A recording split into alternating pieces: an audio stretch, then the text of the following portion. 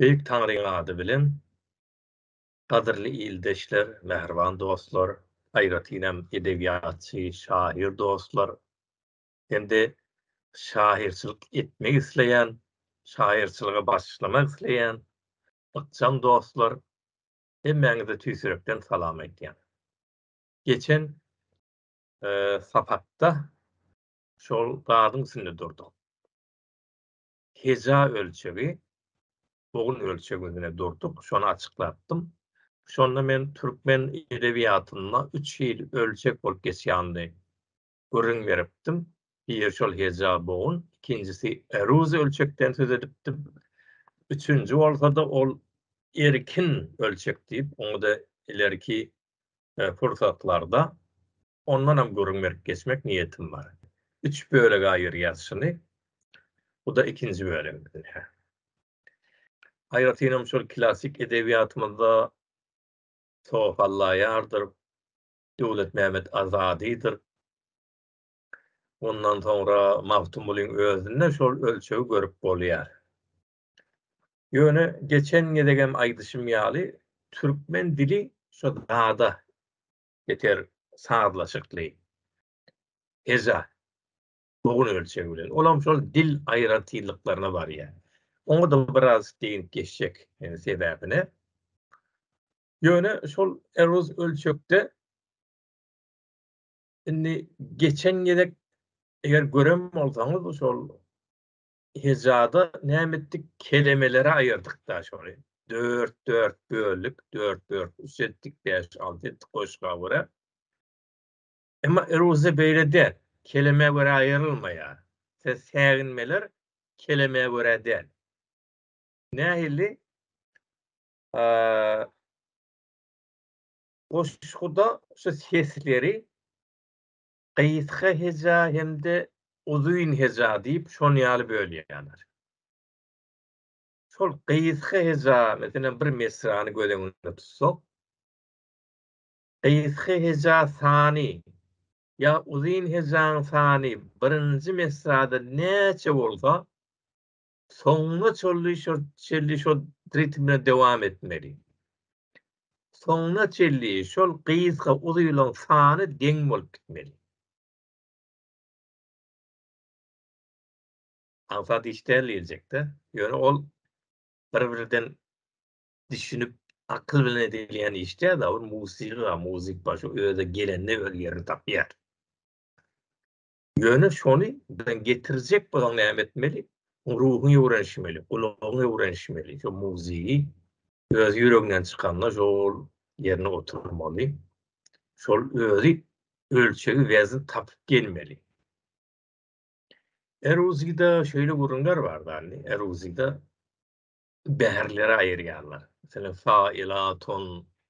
failat remellik diye ya beher hezeç diye mesela mefailon ya recez ya mustef'elun.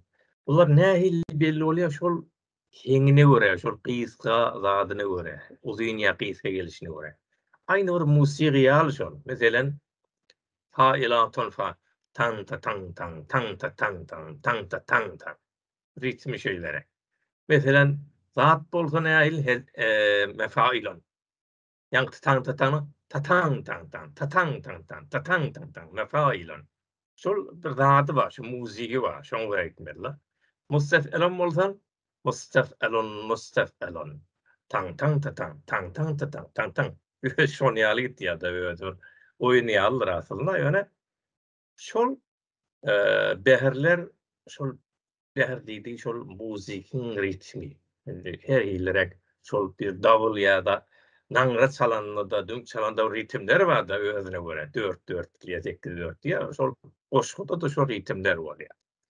Şol üçin birinciden indi men şol türkmen edebiýatyny eruzisy görkezjek da ýöne birazajykda nähili şol kıyıska uzundan da biraz gurrun merasim gelýär. Şol birden üstüne barıp şeýle diýip geçesim gelmeýär da. Ol beter tahassusy bolýar. Şol üçin men taýýarlan faýlym bar, şolam size görkedeýin. Şu ýerden görüp bilerdiňiz.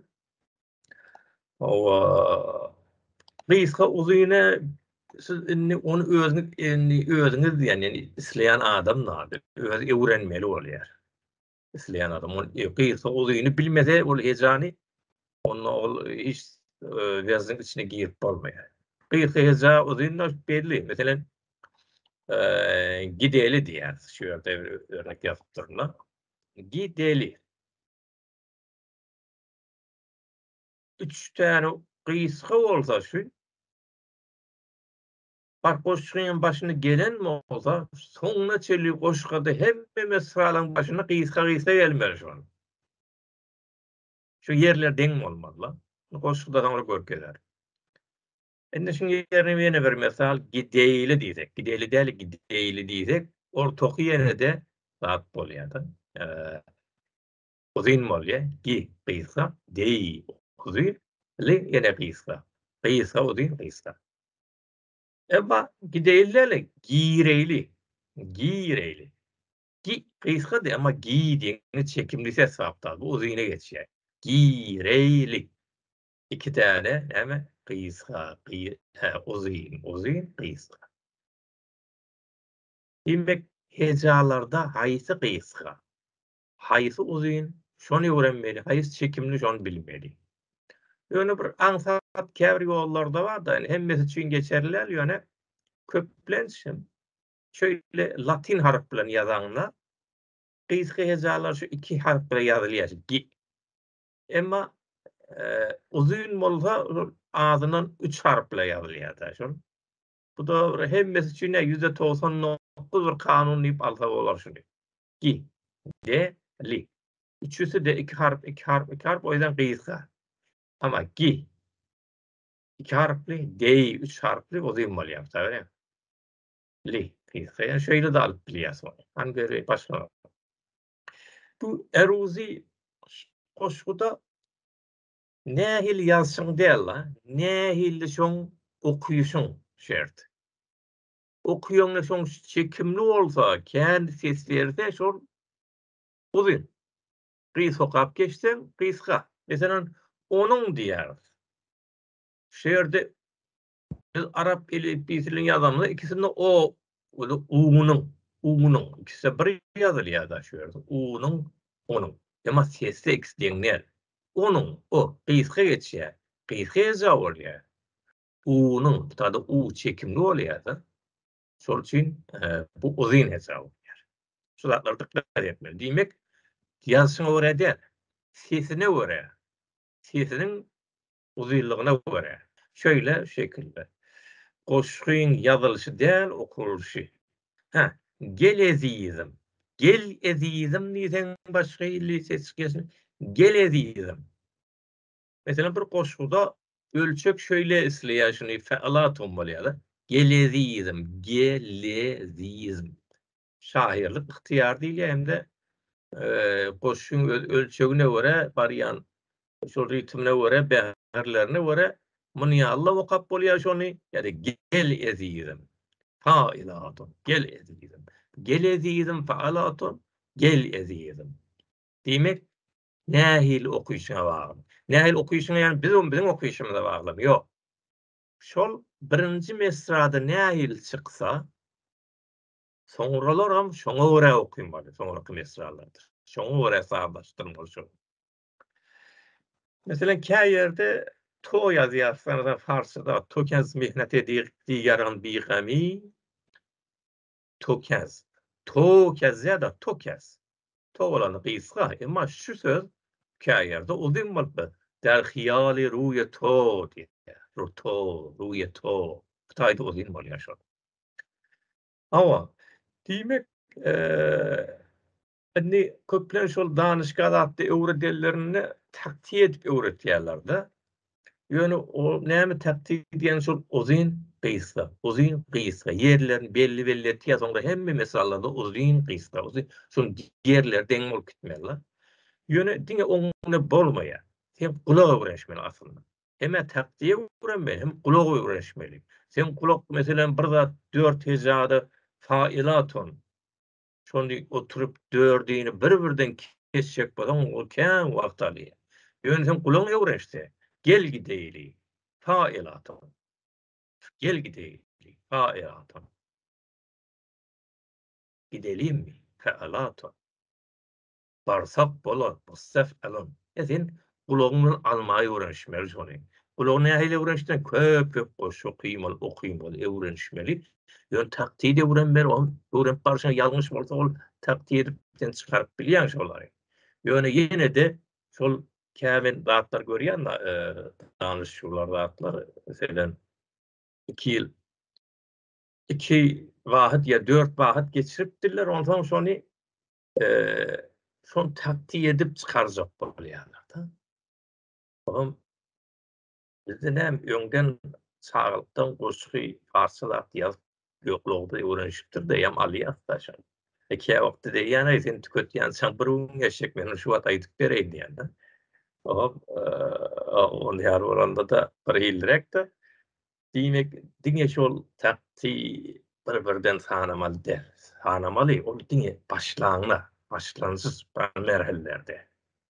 Birinji etap, ikinji etap. Soňra sen şonu Allah'ın okuyman, şairler şonu ýallaýan, bir muzisyen ýalyýan wezin geldim o alýarlar aşyk bolşy. Tabana bu terk edana bu. Faulan. Va deriha geçti ömrüm zayi verdim. O da hey failatun. Bir wagtdan sanama girip de şoňa adapte bolýanlar. Näçe işlemir kulağa öwrenişdirmeli. Muzikde de şeýle. Notlarda. Bulary ben on ýylda açyklap bolýan zat däzablar. Buňa kän işlemeli ýöne. Ben umumy bir gurulňary beş geçecek boldum. Şol atdan mysal goşgulara geçeýlim. Şu diýjek adam bar benim.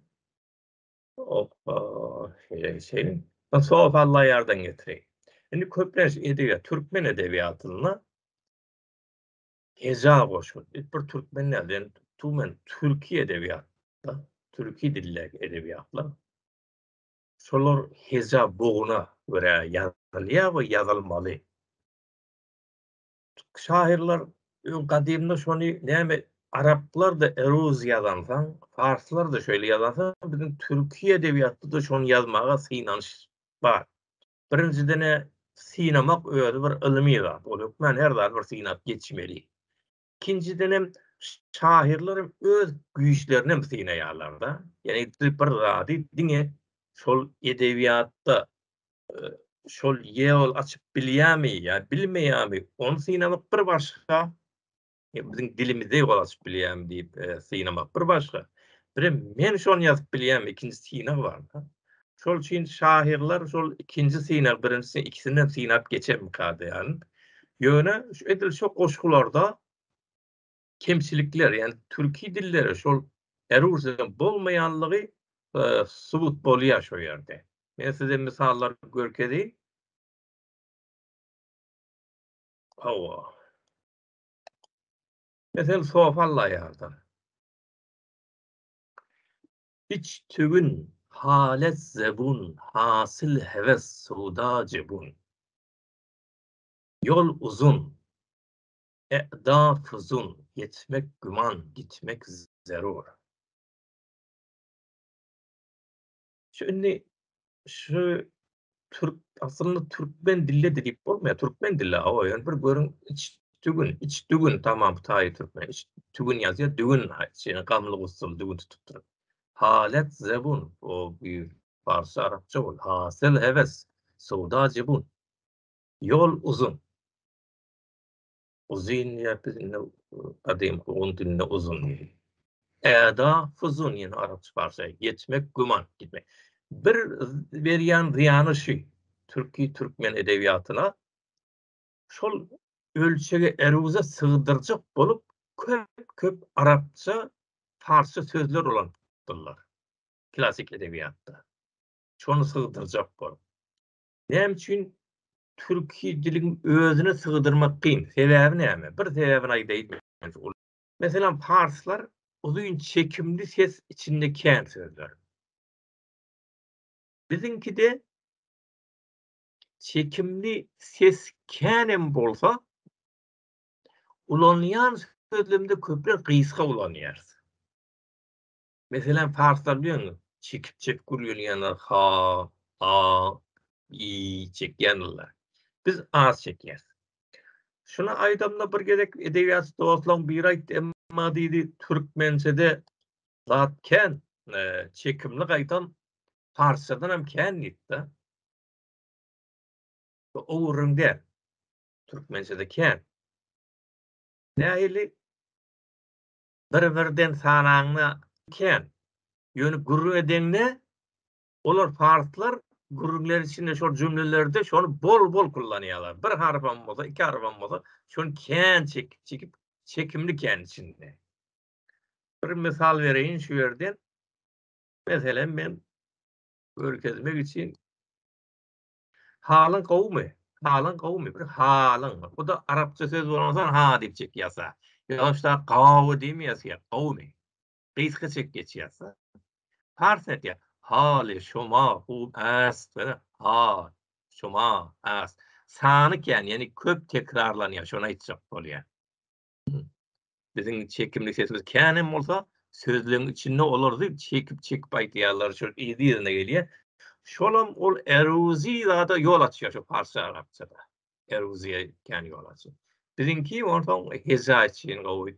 Her dilin öz aýratyldygy bar da, biziň aýratyn dillerimiz hem aýratyldygy şol. Döwlet nämet azadydan. Her birine kısmet etken kasım ol. Her birine ne verirse failatun. Diňe şu ýerde Mustafa Elenip durýar bir istisna adamı çekmeli bolýar. Her birine diýip okuymaly bolýar şunu. Her birine diýsen failatun bolýar da. Ne verirse failatun bendesiye failatun hakim ol. Kısmet etmiş her kime kısmet etmiş failatun her kime failatun zi ezel. Aýdyşym häki hezada kelime tükenende durýardyk da säginmede. Bu taýda eruzy beýle gurun ýok. Kesmek diýen zat ýok bunda. Bunda plany durmaly diýen zat ýok. Özü şol gysga uzyn. Meselem, şimdi şu ýerde käzatlaram açıklamaly bolýar şu ýerde. Meselem şu ýerde her birine diýmeli bolýar bu ýerde. Bu da kısmet etken diýilmeýär da. Zatta eruzide okuyuşuna bağlı. Şu okuyuşun özem elbette şu ölçekline bir gelmeli. Yani bir-birden okuyulmuyor. Kıs uzun, ma kıyska, tet bu ana ayırıya. Tet gen. Kısmet etkenler kısmet etken. Şol için bu yerde kısmet etken uzun, kıyska, uzun. Burada her birine desek Mustafa elan ama her biri şuna vezne sığdırmak için oldu. Her birine okuymalı oluyor. Ne birirse bendesiye hakim ol. Şimdi şu yerde çol aytyanın Türkiye dilleri bir ziyanı şu. Sen şol ölçege vezne sığdıracak bolup şol kelimeň okuyuşunu ütgetýän. Eger biz şu wagt türkmençämizde okuyjak bolsak, bendesiye diýmeýärse, bendesine diýäs. Ama bendesine değil. Bendesine diysek bu tak gysga bolýar. Şol üçin ölçekden çykýar eruzi. Ama şair muny şol ölçege sığdırjak bolup näme diýip bendesiye diýip okuyýar. Dogry, ölçegi dogry gelýär ama dilimize ziýan berýär. Şol üçin hem eruz biziň türkmençämizde kämir uyumlu däl. Heza gowy, ýöne munam şairlerimiz synap geçipdirler we aýratyna maktum bolan öňkü hoşgullarda şu eruz köp ulanylýar. Ýöne maktum boly köplen şol heza zada geçipdirdi, şoň üçin işlepdir. Arasynda maktum bolan zat bar. Men eruzyň hemmesini gurrun berjek we köp wagt alýar da, ýogsam şu ihtiýarat şairlik zat bar. Onam ýöne halan gerin getirip bolmaýar, olary men hemmesini şu wagt aýdyp bilmeýän diňe. Video hata agyr boljak. Näme diňe şol azadydan ne getirdim maktum boly şairimiz, klasik ustad şairimiz bir şol kitabynda terjime kitabynda şol öňünde şol ölçekler açyklapdym, şolardan bir getireyim abi. Şu ýerde mesela bu ýerde de şolar uzun alamaty da gysga da uzun alamat. Barçalar maksudy gürrenaya aşyk bolmuşam. Failatun, failatun, failatun, failat. Näme bilbilen bagyçy bir gowgaýa aşyk bolmuşam. Öz gaýyp sulplary şeýildaýa aşyk bolmuşam. Menzili bagyçy, menzilim bagyçydyr. Sehraya aşyk bolmuşam.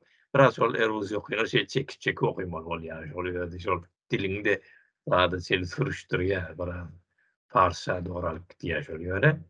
Dogry suratda getiripdir. Adyny çykýan ýerlerde bar, sebäbi dogry suratda getiripdi bolmaýar. Bahri remeli musammel mehsufda ýazylypdyr diýip onu açıklamasyny beripdir şu ýerde. Diýmek ikinji ölçek şu. Bizim klasik edebiýatymyzda aýarty geçen ölçek. Bugün ýöne bulalynmaýar, ýonda da şairler synamak üçin özleri hem goşgyny ýazylan bilýärler. Her hili de bolsa şu ölçekde bizim edebiýatymyzda goşgy ýazylypdyr. Şu bir hakykat. İkinji bir ölçek hökmünde kabul edilýär. Birinji hejedi, ikinji de şu eruz. Hawa mundan kän görüňmersem hem video agyr bolup barýar. Şu adaňlap beren görüňmem peýdaly bolar diýip umyt etýär. Siz hem şu görüňler halam bolsaňyz, peýdaly bolan bolsa, şu videoň paýlaşmagyna, ýaýradylmagyna ýardamjy bolarsyňyz diýip umyt etýär. Allah baryňyza kuwat bersin, aglypdy bir şey.